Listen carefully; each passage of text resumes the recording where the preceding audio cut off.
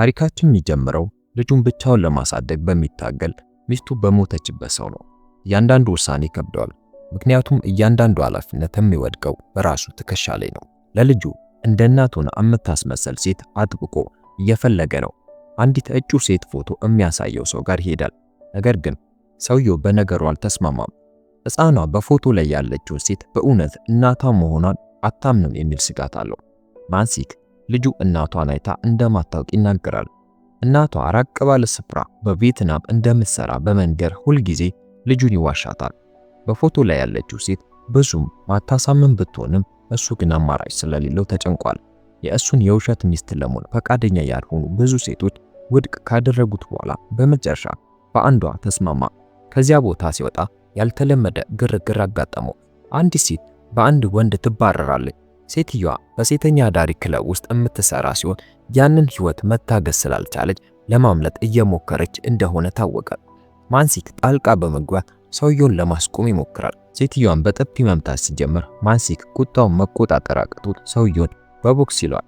ብዙም ሳይቆይ ማዳም ተብላ የምትታወቀው ሴት ትመጣለች። እሷም ማንሲክን ታውቀዋለች። ማዳም እንደገለጸችው ሴትዮዋ እየሸሸች ያለችው ለሚያባረራት ሰው የገንዘብ ዕዳ ስላለባት ነው። ማንሲክ በረጋ መንፈስ ሲመለስ ችግር ካለ ለፖሊስ ማሳወቅ እንጂ በኃይል መምታት እንደማይገባ ተናገረ። ያደረገው ነገር ስህተት ከሆነም እሱ ራሱ ለፖሊስ ለመቅረብ ዝግጁ መሆኑን ተናገረ። ከዚያም እንዲህ ባለው ችግር ውስጥ በመግባቱ እየተቆጨ ጥሏቸው ይሄዳል። ከዚያ በኋላ ልጁን የናን ለመውሰድ ወደ ውበት ሳሎን ይሄዳል። የእሷ ብሩህና ደስተኛ ፊት ማንሲክ ምን ያህል እንደሚወዳት ያሳያል። ወደ ቤት ሲመለሱ የና እናቷ መቼ እንደምትመጣ ደጋግማ ትጠይቃለች። ከማንሲክ አፍ የሚወጣው እያንዳንዱ መልስ ውሸት ነው። ነገር ግን ይህን የሚያደርገው ለልጁ ደህንነት ሲል እንደሆነ ራሱን ያሳምናል። እናቷ አንድ ቀን እንደምትመጣና ያን ጊዜ ያና ትምህርት ቤት መመዝገብ እንደምትችል ያረጋግጥላታል። በዚያ ምሽት ማንሲክ ከታላቅ ወንድሙ ቻንሱ ጋር ለከባድ ውይይት ተቀመጠ። ማንሲክ ግን ጋብቻው በወረቀት ላይ ብቻ እንደሆነና የሴትዮዋን ስም ተጠቅሞ ለየና ትክክለኛ የልደት ሰርተፊኬት ማውጣት እንደሚፈልግ ብቻ ያስረዳዋል።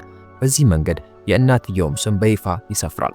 ቻንሱ የቀጠራ ሴት በዚህ ስምምነት መስማማቷን ይጠይቀዋል። ማንሲክ 20 ሚሊዮን የኮሪያ ገንዘብ ስለሚከፍላት እንደምትስማማ በልበ ሙሉነት ይናገራል። ይህንን የሰማችው የቻንሱ ሚስት ብስጭቷን መደበቅ አልቻለችም። ለእሷ ማንሲክ በዚህ ደረጃ መሄዱ እንደ ስህተት ይታያል። ለምን እውነተኛ ሚስት አግብቶ ህይወቱን በትክክል እንደማይጀምር አይገባትም። በሴተኛ አዳሪዎች ቤት ውስጥ ቀደም ሲል የነበረችው ሴት ሚሂ በማዳም እየተገሰጸች ነው። ማዳም እያማረረች ስለ ማንሲክ ማውራት ጀመረች።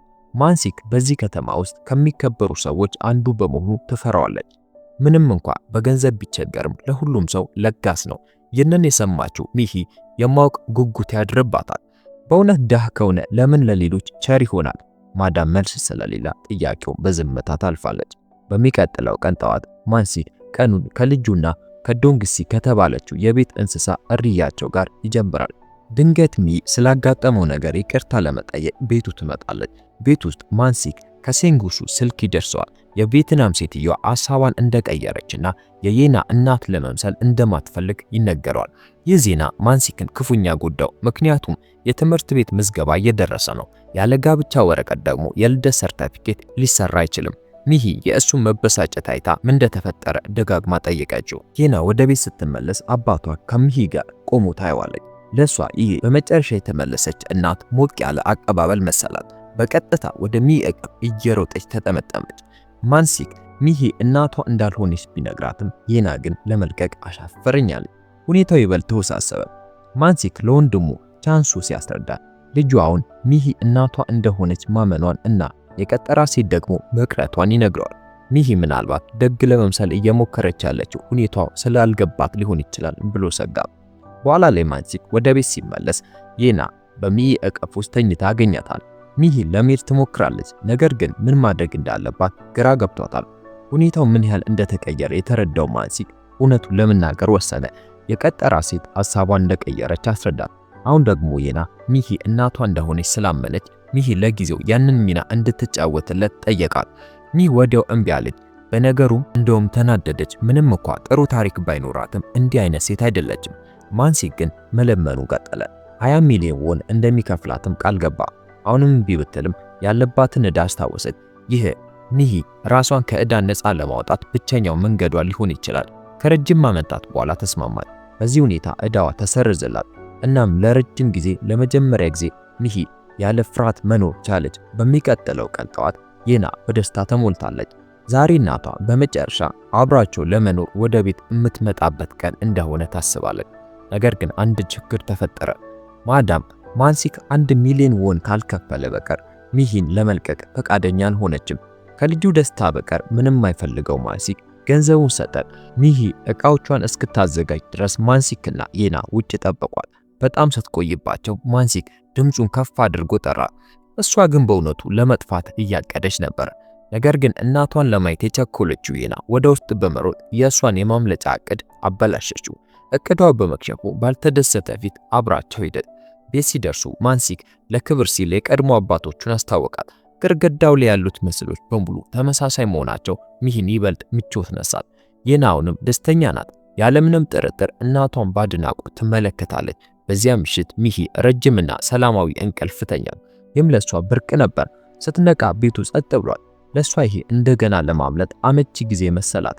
በዝግታ ወደ በሩ ተጠጋች። ነገር ግን ልክ ቀና ስትል በሩ ላይ ወደ እሷ አቅጣጫ ሲመለከት ከነበረው ማንሲክ ጋር ፊት ለፊት ተፋጠጡ። ማንሲክ እየሰለላት እንዳልሆነ ተናገረ። ቀኑን ሙሉ ስላልበላች ለእራት ሊቀሰቅሳት ፈልጎ እንደነበር ነገራት። በዚያ ምሽት ሚሂ የቤቱ ጸጥታ ግራ ስለገባት የና የት እንዳለች ጠየቀች። ማንሲክ አልመለሰላትም። ይልቅስ የጋብቻ ፎርም ሰጥቶ እንድትሞላው ጠየቃት። ነገ ጠዋት እንደምትሞላው ብትናገርም ይህ ግን ለማምለጥ ጊዜ ለመግዛት ብቻ የምታደርገው ጥረት ነበር። ማንሲክ ነገ ስራ እንደሚበዛበትና ለወረቀት ስራ ጊዜ እንደሌለው በተለይም ቻንሱና ቤተሰቡ የእንኳን ደህና መጣሽ እራት ስላዘጋጁላቸው መሆን እንዳለበት ነገራት። ሌላ አማራጭ ያጣችው ሚሂ ፎርሙን መሙላት ጀመረች። የግል መረጃውን ለመደበቅ ብትሞክርም ቅን የሆነው ማንሲክ ግን አስተዋላት። እድሜዋ 27 ብቻ መሆኑን ከጠበቀው በላይ ወጣት መሆኗን እና የትም የተመዘገበ ቤተሰብ እንደሌላ ተረዳ። ያኔ ነው ሚሂ ሙሉ ህይወቷን ብቻዋን እንደኖረች የተረዳው። ሚሂ በመጨረሻ እውነቱን ነገረችው። ገና በሕፃንነቷ ወላጅ አልባ ማሳደጊያ ጣሏት። አባቷ ስም ሰጥቷት ለዘላለም ጠፋ። ማንሲክ በማወቅ ጉጉት ጥያቄ ሲያበዛባት ተበሳጨች። ትንሽ ቆይቶ ማንሲክ ወደ አንድ ስብሰባ ሲሄድ ቤት ውስጥ ትቷት ሄዳል። ቻንሱ እሷን ብትመጣ ጥሩ እንደነበር ቢጠቁምም ማንሲክ ግን እውነቱን ነገረው። እሷ አይናፋር ሳትሆን እሱም ባየችው ቁጥር እንደምትበሳጭ ነገረው። ስለዚህ ቤት ውስጥ እንድታርፍ መወሰኑ የተሻለ እንደሆነ ተሰማው። ቤት ውስጥ ብቻዋን የቀረችው ሚሂ አሁንም ስለ ማንሲክ ማሰብ አልቻለችም። በጣም ተራሰው ይመስላል። ነገር ግን እንዴት ገንዘብ ሊኖረው ቻለ? ከማምለጧ በፊት ከቤቱ የሆነ ነገር ለመስረቅም አስባ ነበር። ነገር ግን በቤቱ ውስጥ ስትንቀሳቀስ እግሯ ላይ ያለው ፋሻ ተፈታ። በዚያው ቅጽበት ማንሲክና የና በድንገት ተመልሰው እጅ ከፍንጅ ያዟት። ሚሂ ደንግጣ ምንም እንዳልሰረቀች ተናገረች። ማንሲ ስለ ስርቆት ምንም ሐሳብ አልነበረው። እግሯ መጎዳቱን አይቶ የመጀመሪያ እርዳታ መስጫ ሳጥን እየፈለገች እንደሆነ ገመተ። የሱ ቅን ሐሳቢነት አሳፈራት። እሷ ስሜቷን ለመደበቅ ከመሞከሯ በፊት እሱ ቁስሏን ማከም ጀመረ። በሚቀጥለው ጠዋት የና እናቷ እስክትነቃ በጉጉት ጠበቀች። ሚሂ አይኖቿን ስትከፍት የና ውበቷን አደነቀችላት። ከዚያም የእናቷን እጅ መንካት ፈለገች። ሚሂ ተስማማች። ነገር ግን እጇን ዝም ብላ እንድታስቀምጥ እንጂ እንዳታንቀሳቀስ ጥብቅ ሕግ አወጣች። የና ግን በልጅነት የማወቅ ጉጉት ደረቷን ጠመቅ አደረገች። በደስታ እየሮጠች በመሄድ የእናቷን ደረት ምን ያህል ለስላሳ እንደሆነ ለአባቷ ነገረችው። ይህ ሚሂ ክፉኛ አሳፈራት። ከቁርስ በኋላ የና እናቷ የሰራችላትን የፀጉር ጉንጉን ለጓደኞቿ ለማሳየት ቸኮለች። ይህ በእንዲህ እንዳለ መጥፋት ብቻ ትመኝ የነበረችው ሚሂ በሕይወቷ ለመጀመሪያ ጊዜ እውነተኛ ቤተሰባዊነት ተሰማት። ቆይቶ ማንሲክ ወደ እርያ እርባታ ስራው ሲሄድ ማሂ ቤት ውስጥ ተኝታ ቀረች። ስትነቃ ከማንሲክ የተተወ ማስታወሻ አገኘች።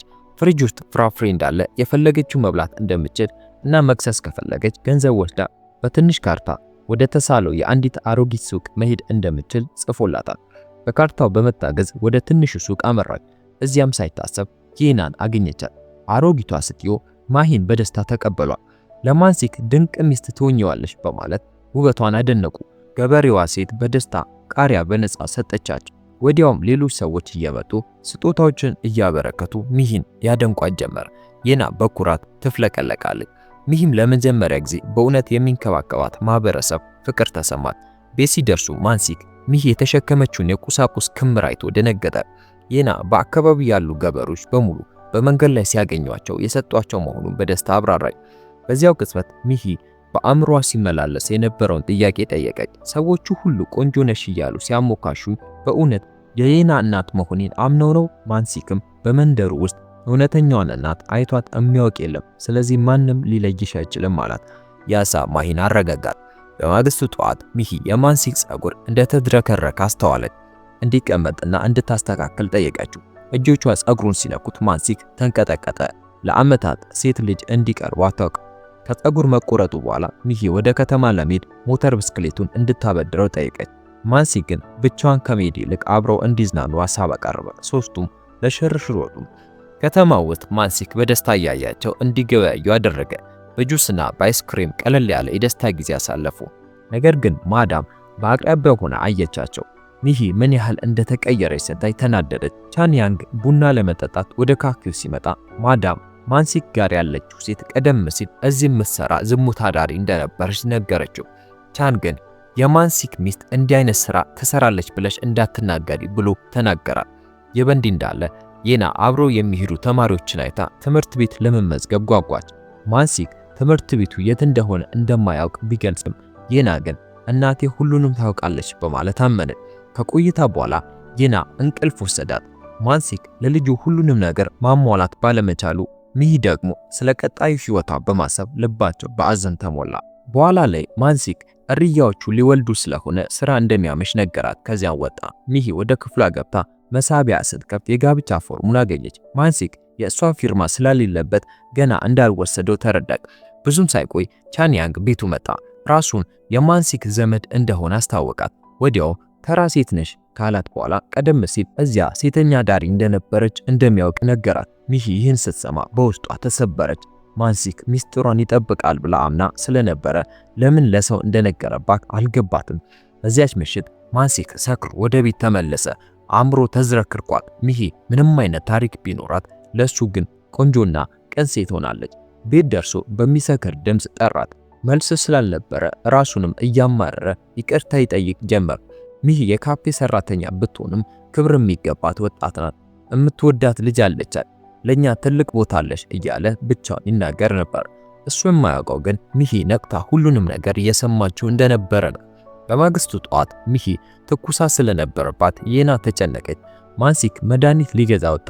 የና እናቷን በፍቅር ተንከባከበቻት። የና ስለ እናት ወፍ የሚገልጽ ታሪክ ስታነብላት ሚሂ እንባዋን መቆጣጠር አቅቷት አለቀሰች። ሁልጊዜ ከየና ጎን መሆን እንደማትችል ታውቃለች። በከተማው ውስጥ ማንሲክ መድኃኒት ይዞ ሲሄድ ቻንያንግን አገኘው። ማንሲክ መድኃኒቱ ለሚሂ እንደሆነ ሲነግረው ቻንያንግ ትላንትና ስለ ቀድሞ ሕይወቷ ነግሯት እንደነበረ ተረዳ። ማንሲክ በንዴት ወደ ቤቱ ሮጠ። ሲደርስ ግን ሚሂ እዚያ አልነበረችም። ፈልጎ አገኛትና ማዳም ለቻንያንግ እንደነገረችው አስረዳት። ሚሂ ግን አላመነችው። ውሸታም ናለችው። ሕይወቴ በሙሉ ስቃይ ነው፣ አንተ ደግሞ መጥተህ አእምሮዬን አበላሸው አለችው። መሄድ እንደምትፈልግ ብቻ ተናገረች። ቀናት አለፉ። የና እናቷ ለምን እንዳልደወለች ማንሲክን ጠየቀች። እሱም ወደ ቪየትናም ለስራ ሄዳ ነው በማለት ዋሸ። በሌላ ቦታ በሚገኝ የመድኃኒት ቤት ውስጥ ሚሂ አንዲት ሕፃን ልጅ የና ስታነብላት የነበረውን ታሪክ ስታነባየች የናን ምን ያህል እንደናፈቀቻት ተረዳች። ቤት ውስጥ ማንሲክ የጋብቻ ፎርሙን እንደገና አገኘው። በዚህ ጊዜ ግን ያላስተዋለው ነገር አየ። ሚሂ ፈርማበታለች። እድሜዋንም በትክክል 32 ብላ አርማዋለች። ያኔ ማንሲክ ተረዳ። እሷ የፈለገችው የውሸት ጋብቻ ሳይሆን እውነተኛ ትዳርና ቤተሰብ ነበር። ማንሲክ በደስታ ተሞላ። በማግስቱ ጠዋት ለጠበቃው ደወለ። ማንሲክ በእውነቱ ባለሀብት ቢሆንም ቀለል ያለ ህይወትን መርጦ ይኖር የነበረ ሰው መሆኑ ተገለጠ። በመጨረሻም ማንሲክና ሚሂ በእውነተኛ ደስታ ፈገግ ብለው የሰርግ ስነ ስርዓታቸውን አከናወኑ። ታሪካቸውም እዚህ ላይ አበቃ። ታሪኩን ከወደዳችሁት ላይክ አድርጉ፣ ሰብስክራይብ በማድረግ በአዲስ ፊልም እንገናኝ።